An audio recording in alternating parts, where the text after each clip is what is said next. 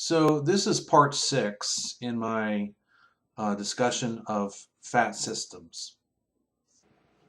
Now remember, I've got a flash drive, an 8 gig flash drive that's been low level formatted, so there's nothing on it except the normal sort of stuff. And I'm going to use our old friend WinHex to examine it before we actually create a file. So here I am in the boot sector, all the normal stuff. We've already talked about the boot sector quite a bit. Okay, notice that FAT1 has 3 entries. Here's the first entry.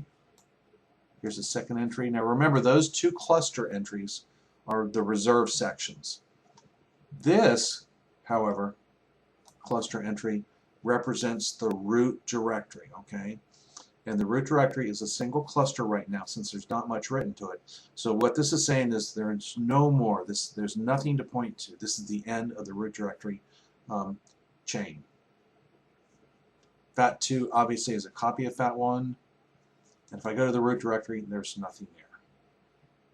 Okay, so we're going to save a simple text file to my O drive. So file, save as, pull it up so you can see it. It's within the capture area. O, and we're just going to say decl.txt. It's the Declaration of Independence. And I'm going to hit save. And I'll just say refresh here. Okay. Now, I want to save you a little bit of effort here. Sometimes you can right-click and create a file of some sort.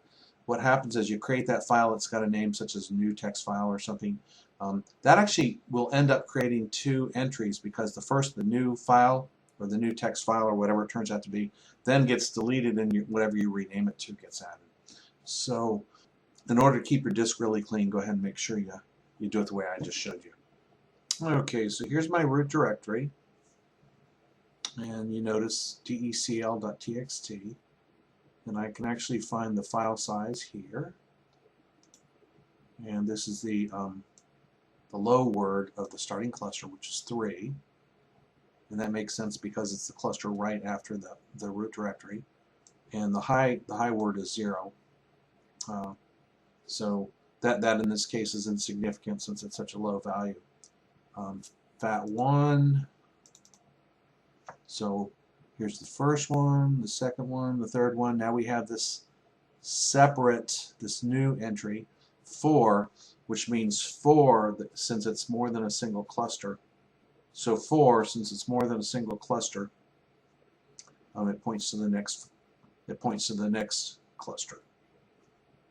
Please note that cluster 3 points to cluster 4, which is the next cluster, which is part of the file, and then cluster 4 is marked as end of file.